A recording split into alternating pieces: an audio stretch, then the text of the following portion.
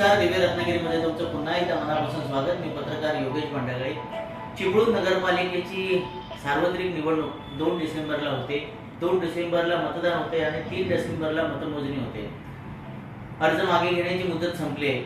उमेदवार किती रिंगणात आहेत हेही स्पष्ट झाले. नगराध्यक्ष पदासाठी 7 उमेदवार रिंगणात आहेत आणि आपल्यासोबत आता आहेत काँग्रेसचे तालुकाध्यक्ष माजी उपनगराध्यक्ष लियाकत शाह यांनी काँग्रेसकडून उमेदवारी अर्ज दाखल केला होता. त्यानंतर काँग्रेसकडून सुधीर भाऊ शिंदे यांना एबी फॉर्म दिला गेला. त्यांनीही उमेदवारी अर्ज दाखल केला होता आणि छाननीच्या वेळी लियाकत शाह यांचा उमेदवारी अर्ज बाद झाला आणि आता ते अपक्ष म्हणून निवडणुकीला सामोरे जात आहेत. आज आपल्याबरोबर लियाकत शाह आहेत. काँग्रेसमधील या घडामोडीच्या पार्श्वभूमीवर वेगवेगळ्या प्रतिक्रिया समोर येत आहेत. आज सकाळी उत्तर रत्नागिरीच्या जिल्हाध्यक्षा सोनल लक्ष्मी घात यांचीही पत्रकार परिषद झाली.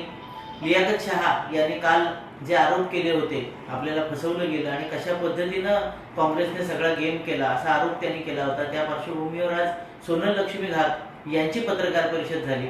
आज आपल्याबरोबर लियाकत शाह आहेत. कालचा विषय आणि आजचा विषय अशा दोन्ही अनुषंगाने आपण त्यांच्याशी चर्चा करणार आहोत. लियाकत भाई नमस्कार. नमस्कार. तुमचं मनापासून स्वागत. आपल्याकडे वेळ आहे, बॅटरी फुल चार्ज आहे, त्यामुळे कितीही वेळ आपला इंटरव्ह्यू चालला तरी चालेल, पण सविस्तरपणे आपण बोलूया. वेगवेगळ्या मुद्द्यांवर सविस्तर चर्चा करूया, जेणेकरून जे मतदार आहेत, चिपळूणचे जे नागरिक आहेत, त्यांच्यापर्यंत संपूर्ण जो विषय आहे काँग्रेसमध्ये या सगळ्या घडामोडीचा तो लोकांसमोर जाईल, तुमचं व्हिजन लोकांसमोर जाईल. मला एक सांगा, तुम्ही गेली अनेक वर्षे काँग्रेससाठी काम करताय. तुम्ही अल्पसंख्याक समाजाचे असून सुद्धा तुम्ही पक्षासाठी खूप मोठं योगदान दिलंय. तुम्ही काँग्रेसचे तालुकाध्यक्ष होता, तुम्ही उपनगराध्यक्ष होता. असं असताना तुम्हाला काँग्रेसने उमेदवारी दिली नगराध्यक्ष पदाची. खरं तर तुम्ही स्वतःच जाहीर केलं की मी नगराध्यक्षाला उभा राहतोय आणि मला ही निवडणूक लढवायची. तुम्हाला पक्षाने एबी फॉर्म दिला आणि आयत्या वेळी तुमचा अर्ज बाद झाला. नेमकं काय घडलंय यामध्ये? मुळातच प्रथमच मी 8 नोव्हेंबरला मुंबईमध्ये टिळक भवनला जाऊन आमचे प्रदेशाध्यक्ष हर्षवर्धनजी सपकाळ साहेब यांची भेट घेतली. त्यापूर्वी महाराष्ट्र प्रदेशचे सचिव आबा दळवी साहेब आणि दुसरे निरीक्षक आमचे शशांकजी बावस्कर साहेब यांनी चिपळूणमध्ये दौरा केला होता आणि त्या दौऱ्यात आणि सभेमध्ये त्यांना असं आढळून आलं होतं की 70% काँग्रेसला विजयाची शहरात संधी आहे. त्याच्यामुळे ते येऊन गेल्यानंतर मी लगेचच प्रदेशाध्यक्षांकडे गेलो. त्यांनी त्या निरीक्षकांना फोनवरून रिपोर्ट मागवला. मग रिपोर्ट आल्यानंतर त्यांनी सांगितलं 50% 50% नगरसेवक काँग्रेसचे येऊ शकतात अशी परिस्थिती आहे. त्यामुळे नगराध्यक्षपद हे काँग्रेसनं मागावं महाविकास आघाडीकडून आणि लियाकत शाह हेच आमचे नगराध्यक्षपदाचे उमेदवार असतील आणि तू कामाला लाग आणि ज्या पद्धतीने तू आज पक्षाबरोबर प्रामाणिक आणि निष्ठेने राहिलात त्याच्यामुळे तुला उमेदवारी एकच आपल्याकडे इच्छुक आहे. कोणतंही काही अडचण नाही, तू जाऊन कामाला लाग असे मला सांगितले. त्याच्यानंतर मी चिपळूणमध्ये आलो. महाविकास आघाडी म्हणून करावी हे मत सर्व चिपळूणच्या जनतेचं मत होतं की आपण महाविकास आघाडी म्हणून एकत्रित निवडणुकीला सामोरं जाणं गरजेचं आहे.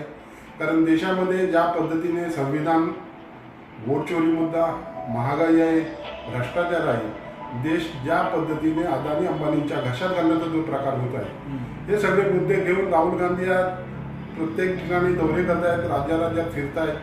काही ठिकाणी काँग्रेसला अपयश जरूर आलं असेल बिहार वगैरेमध्ये, पण चिपळूणमध्ये परिस्थिती अशी आहे शहरामध्ये की काँग्रेसची ताकद आहे.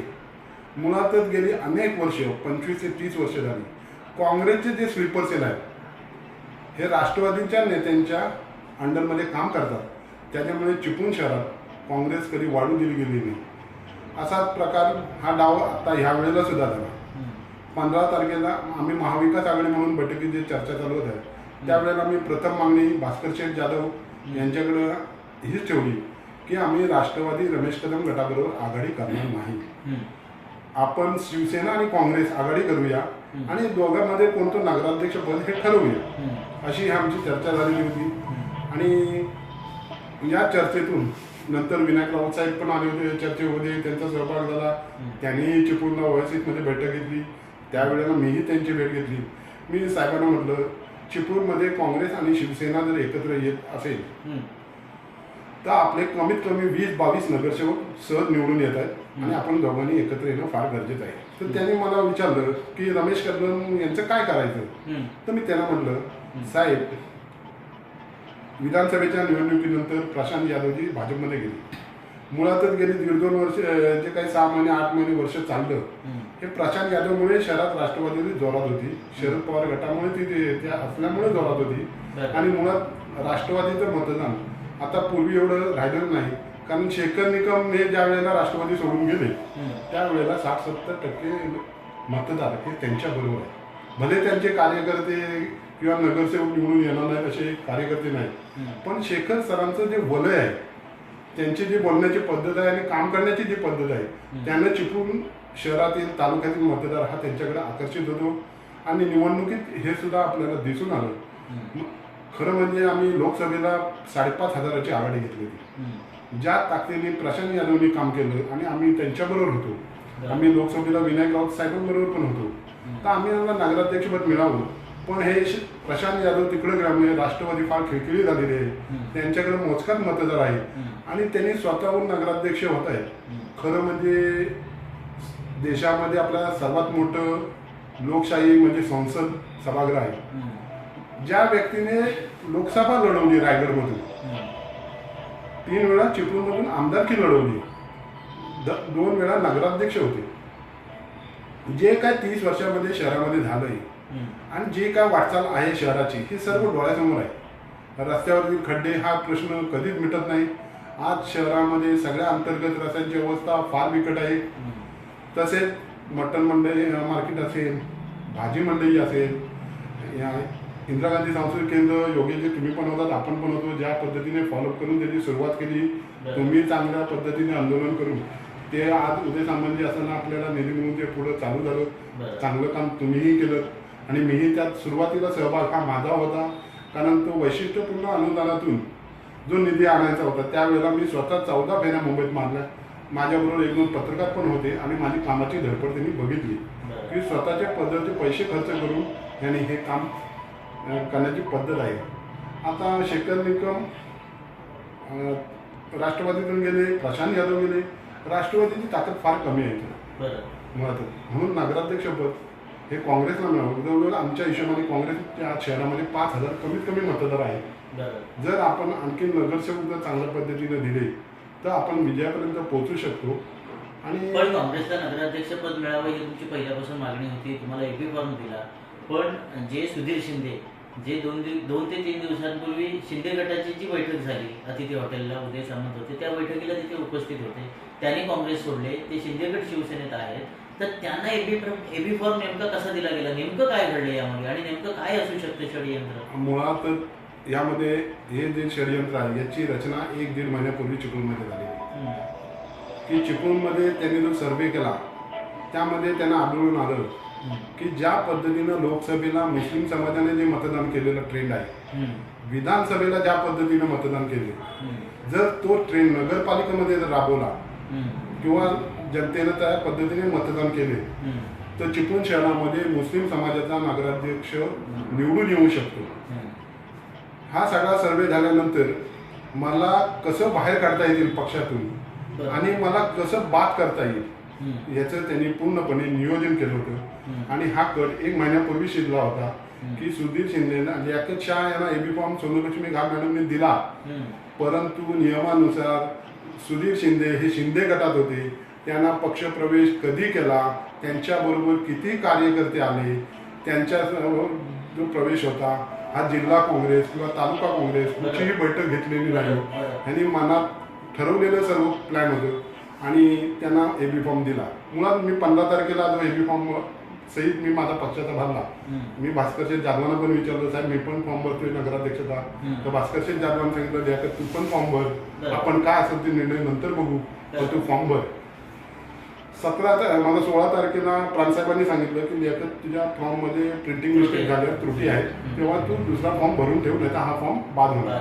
म्हणून मी साहेबांना म्हटलं, साहेब उद्याचा वेळ आहे, आज रात्री मी सगळी तयारी करतो, एक अपक्ष म्हणून फॉर्म भरून ठेवणार आहे आणि एक ऑफलाईन फॉर्म भरून ठेवणार आहे. ही सर्व माहिती मी सोनलक्ष्मी घाट मॅडम यांना दिली होती.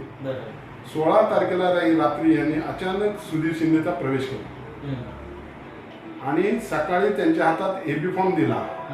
एबी फॉर्म दिला तर दिला, वरती 1 नंबरला सुधीर शिंदे हे नाव टाकलं आणि पर्याय म्हणून लियाकत सत्तार शाह हे नाव टाकलं. मुळात त्याने 1 नंबर 2 नंबर टाकला असता तर जिल्हाध्यक्षांनी जर पत्र दिलं असं की लियाकत शाह हे आमचे अधिकृत उमेदवार, तरी ते फायनल झालं असतं. परंतु जाणून बुजून पर्याय हा शब्द जो टाकला गेला हा, म्हणून हे सर्व नियोजित कटकारस्थान होतं. लियाकत शाहला ज्या पद्धतीने गेले 10-15 वर्ष शहरामध्ये काम करतोय, आंदोलन आमच्यावर 3 केसेस झाल्या. आम्ही मार खाल्लेला आहे पक्षासाठी स्वतःच्या खिशातले पैसे खर्च करून एवढे दिवस पक्ष टिकवलेला आहे. गेल्या नगरपालिका निवडणूक 2016ला स्वतःच्या पैशांनी लढवली, 5 नगरसेवक निवडून आणले. नेहमी पक्षाला योगदान असणाऱ्या माणसावर जर अशा पद्धतीने डाव रचून त्याला जर शहरातून आणि राजकारणातून बाद करण्याचा जो प्रकार चालू आहे, मी एक सर्वसामान्य कार्यकर्ता आहे, मी एक सर्वसामान्य कुटुंबातला आहे. पेपर टाकलेले आहेत, पेपर स्टॉल माझा होता, सरबत विकलेली आहे, आमच्या वडिलांचं पानपट्टीचं दुकान होतं. त्यानंतर मी कराड अर्बन बँकेची मी गोळा करायचो. त्यानंतर माझा पार्लर व्यवसाय आहे आणि मी या माध्यमातून जनतेसमोरून लहानाचा मोठा ह्या बाजारपेठेमध्ये झालेलो आहे. सर्व जनता आणि व्यापारी मला ओळखतात. माझा जन्म हा खेड भागात झालेला आहे. वरती लोटनशाचा दर्गा आणि आमच्या खाली खेड गणपती मंदिर, आमचं लहानपण सगळं तिथं गेलेलं आहे. त्यामुळे माझी जी प्रतिमा आहे ती सर्व समाजाला एकत्र घेऊन जाण्याची प्रतिमा आहे. आणि आजही माझे 90% मित्र हे हिंदू आहेत. समाजाची लोक मला अप्रोच आहे, मी भेटतो. सोनल लक्ष्मी घाग यांची आज पत्रकार परिषद झाली तेव्हा त्यांनी असं सांगितलं की लियाकत शाह हे मुस्लिम फॅक्टर पुढे आणतात, समाजामध्ये तेढ निर्माण करण्याचा प्रयत्न करतात. नेमकं त्यांना काय म्हणायचंय? आणि दुसरं त्यांनी असं म्हटलं की तुम्ही भाजपसाठी काम करताय किंवा भाजपचे स्लीपिंग सेल म्हणून तुम्ही काम करताय. सोनल लक्ष्मी घाग मॅडम ह्या आत्ता चिपळूण आल्या. त्यांना पक्षानं जिल्हाध्यक्ष द्यावं याची मीच मागणी केली होती, कारण रमेश गिरे हे आम्हाला जिल्हाध्यक्ष नको म्हणून मीच मागणी केली होती. परंतु सोनलक्ष्मी घाग यांची शहरामध्ये यांना कोणतीही कल्पना नाही, प्रभागाची माहिती नाही, इथली लोकसंख्येची माहिती नाही, इथं कोणत्या समाजाचे किती मतदार आहेत, कोणाला निवडावं हे माहिती नाही. जर आज मी या म्हणजे तुमच्या पत्रकार बाईटमध्ये सांगतो, सुधीर शिंदे आणि काँग्रेसचा हात हा 1500 मताच्या खाली 100% राहणार. सुधीर शिंदे हे 6 नंबरला असणार, यांना त्याची कल्पना नाही. सुधीर शिंदे बरोबर माझं वैयक्तिक वर काही नाही, ते आमचे मित्र आहेत, पण ते आज रिक्षातून बाहेर पडू शकत नाही किंवा गाडीतून उतरू शकत नाही.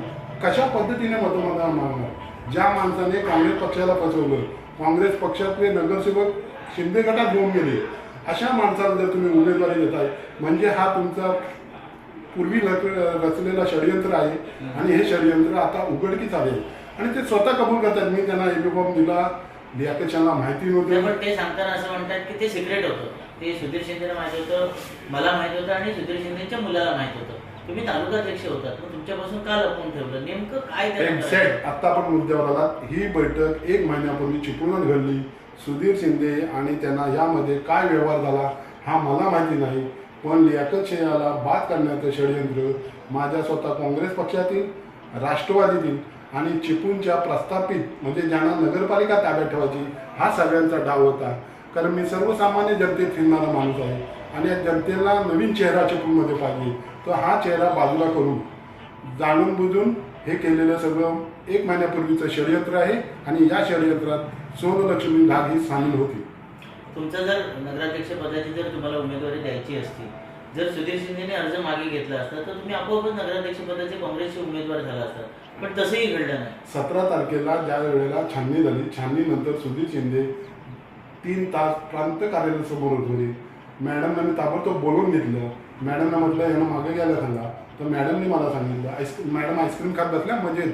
मी फार टेन्शन नव्हतो, मी पक्षाचा कार्यकर्ता आणि मला पक्षातून बात करण्यात येते. मॅडम मस्तपैकी आईस्क्रीम खा हे का मजा मारत होते.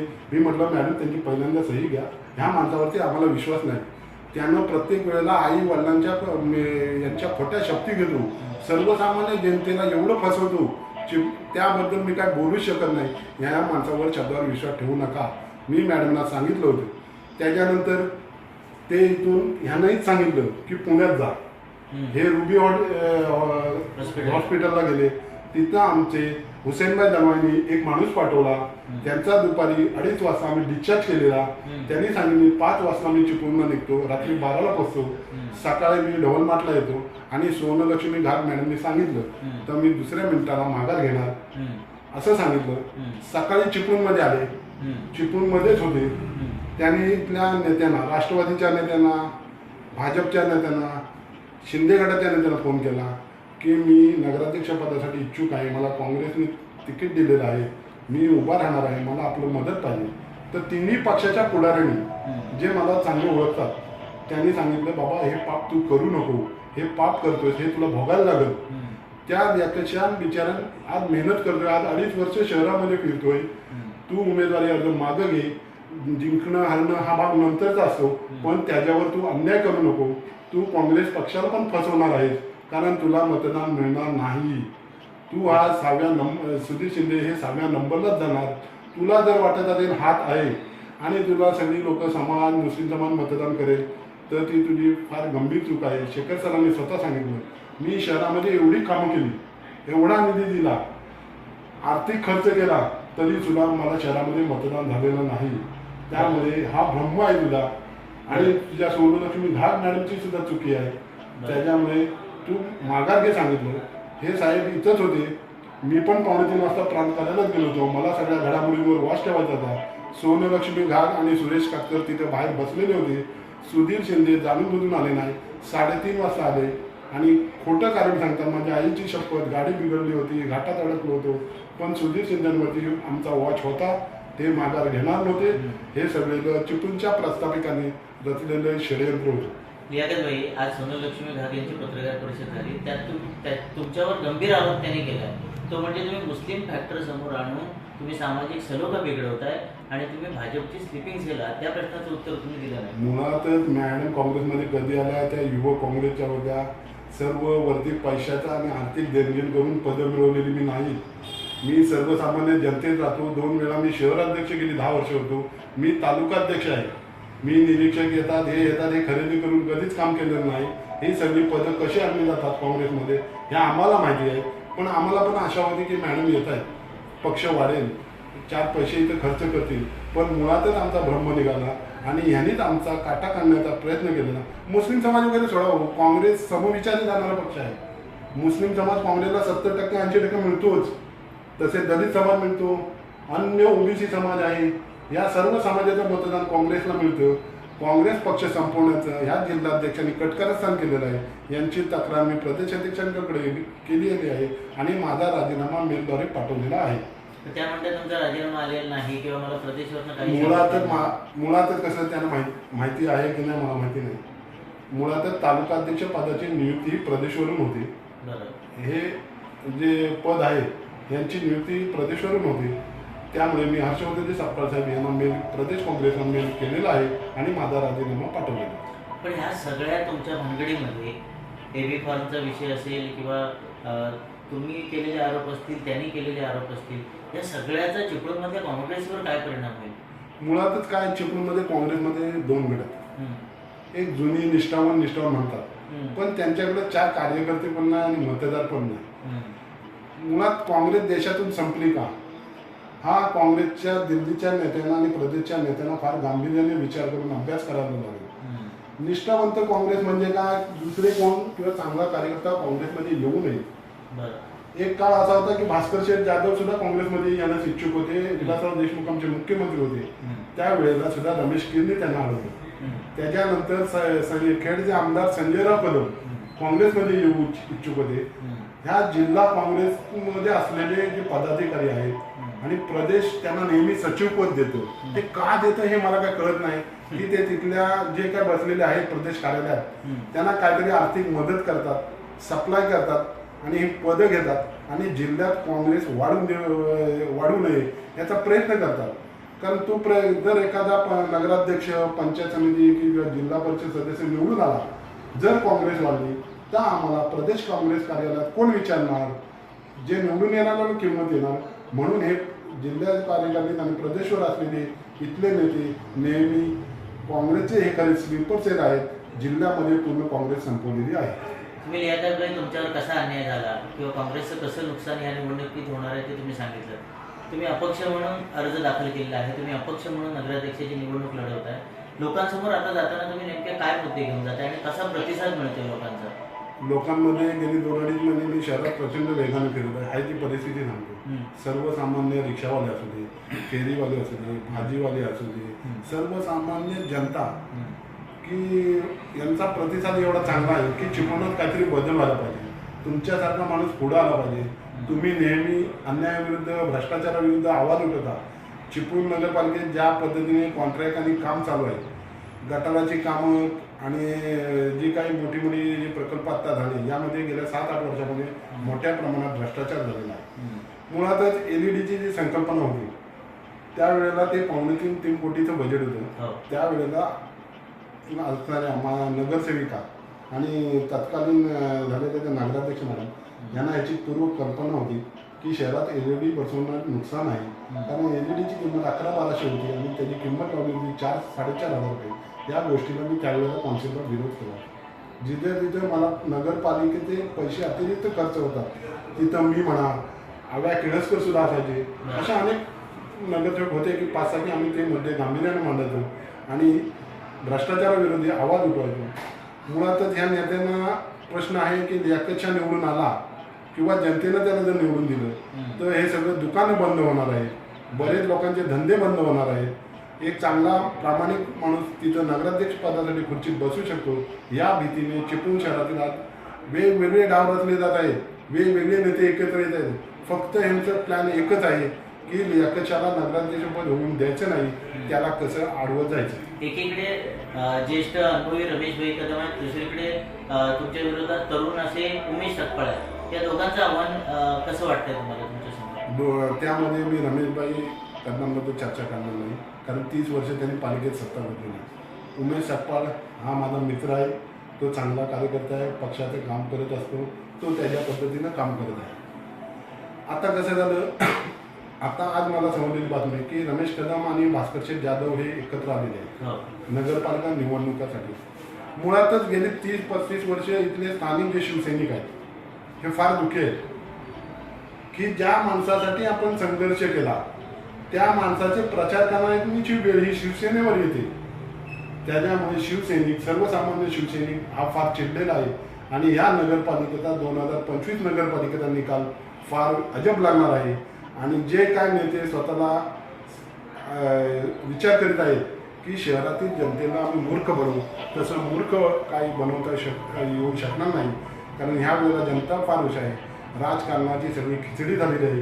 कोण कधी कुठच्या पक्षात येतो, कुठं जातो. उद्या रमेशभाई कदम निवडून आल्यानंतर शिंदे गटात जाणार. त्यांची उदय सामंतबरोबर 2दा बैठका झालेल्या आहेत. सर्व प्लॅन आणि हे सर्व चालू आहे. हे सर्वसामान्यांना रमेशभाई कदम पूर्वी काँग्रेसला होते, राष्ट्रवादीत गेले, शेकापमध्ये गेले, त्यानंतर पुन्हा काँग्रेसला आले, पुन्हा भाजपला गेले, परत राष्ट्रवादीत आले. त्यांनी ह्या सगळ्या वाऱ्या खेळल्यामुळे सर्वसामान्य जनतेमध्ये त्यांची प्रतिमा ही विलीन झालेली आहे. ते जे आव आणतायत तो फक्त त्यांचं कारण नगराध्यक्षाला हे फार वेगळं आहे. ज्या माणसाने स्वतःच्या घरासमोरील रस्त्यावरील खड्डे आणि ती गल्ली कधी पण वाढवली नाही, त्यांची असलेली इमारत 10 वर्ष पडून आहे, शहरातले सर्व प्रकल्प हे त्यांच्या कारकिर्दीत रखडलेले आहेत. तेव्हा माणूस शहराचा काही विकास करू शकत नाही. विकास करण्यासाठी नवीन चेहरा, नवीन उमेदीने जनता संधी देण्यास तयार आहे.